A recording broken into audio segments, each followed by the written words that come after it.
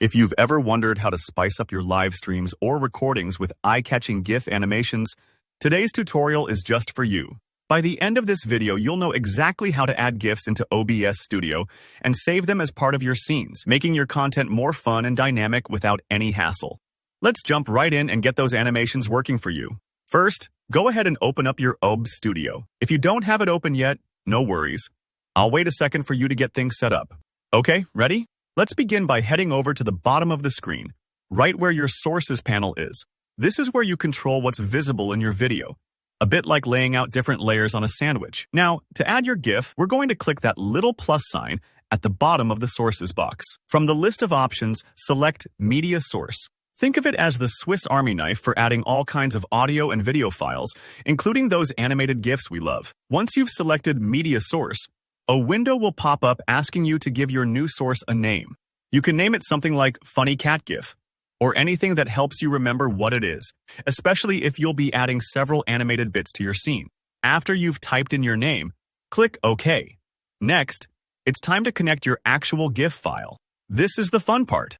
In the Properties window that opens up, you'll see a Browse button next to where it says Local File. Click on Browse and navigate through your folders until you find the GIF you'd like to use. This could be a reaction meme, a sparkly overlay, or maybe that dancing banana GIF you've been saving for just the right moment.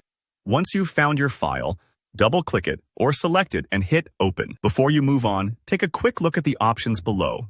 There's an option labeled Loop. This might seem small, but it's super important.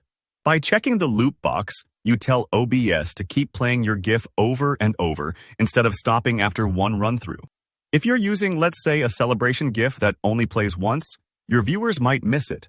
So, it's almost always a good idea to turn on looping for GIFs, unless you specifically want that animation to appear just one time. Once you've made sure that loop is checked, go ahead and click OK. OBS will take you back to your main screen and you should see your GIF appear instantly right there in your scene. You can use your mouse to drag the GIF around and resize it, just like you would with any other image. Place it wherever it makes the most sense, maybe in a corner or smack dab in the middle, depending on your stream's vibe.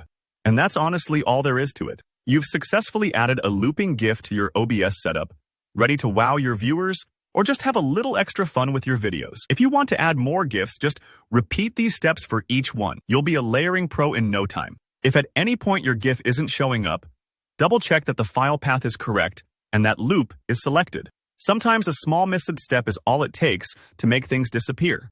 Don't worry if it doesn't work on the first go. That happens to everyone, and practice makes perfect. Thanks for following along with me today. If you found this tutorial helpful, go ahead and give it a thumbs up to let me know. If you have any questions or if you want to share what kind of fun GIFs you're adding to your OBS scenes, drop a comment down below. I love hearing from you.